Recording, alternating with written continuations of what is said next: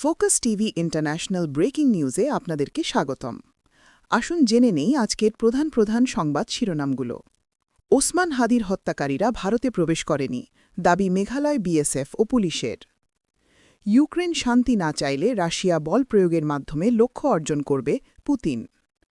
মিয়ানমারে জান্তা পরিচালিত নির্বাচনের প্রথম দফার ভোট গ্রহণ শেষ। ইন্দোনেশিয়ায় নৌকাডুবিতে 4 স্প্যানিশ পর্যটকসহ 21 জন নিখোঁজ। গাজায় শক্তিশালী ঝড়ে হাজার হাজার তাঁবু প্লাবিত, একজন নারী নিহত। মিয়ানমারে নির্বাচন অবাধ ও সুষ্ঠু হচ্ছে, জান্তা প্রধান। রাশিয়া শান্তি চায় না, কিয়েভে হামলাই এর প্রমাণ, জেলেনস্কি। তাইওয়ানে 7 মাত্রার শক্তিশালী ভূমিকম্প এবং ভারতে মাঝারি মাত্রার ভূমিকম্প।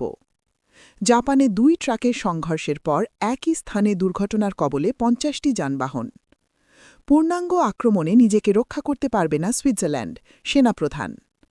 গুয়াতেমালায় বাস দুর্ঘটনায় কমপক্ষে 15 জন নিহত, 19 জন আহত। কেউ কি সত্যিই জানেন সোমালিল্যান্ড কি? ইসরায়েলি স্বীকৃতির পর ট্রাম্পের উপহাস। ঈমান, ঐক্য, আত্মবিশ্বাসের মাধ্যমে বিশ্বে নতুন বিশ্বাসযোগ্যতা অর্জন করেছে ইরান, খামেনি।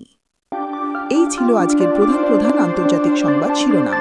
আমাদের পরবর্তী সংবাদ দেখার জন্য ফোকাস টিভির সাথে থাকুন। ধন্যবাদ।